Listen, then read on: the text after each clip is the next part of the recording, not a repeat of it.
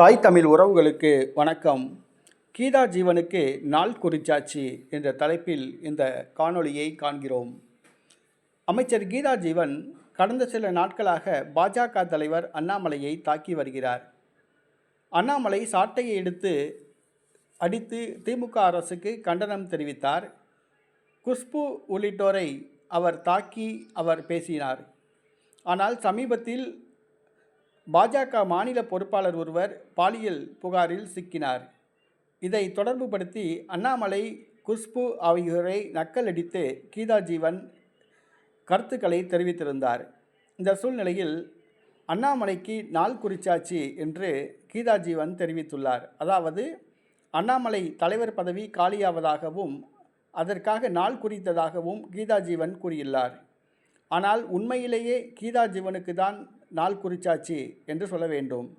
கீதா ஜீவன் அவருடைய தந்தை தூத்துக்குடி துறைமுகத்தில் ஒரு சாதாரண சுமை தூக்கும் தொழிலாளியாக பணியாற்றியவர்.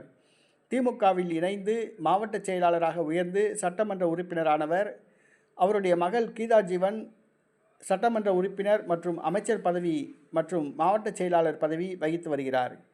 சாதாரண ஒரு சுமை தூக்கும் தொழிலாளியாக பணியாற்றிய பெரியசாமி குடும்பம் இன்று கோடிக்கணக்கான ரூபாய் சொத்துக்கு அதிபதியாக விளங்குகிறது.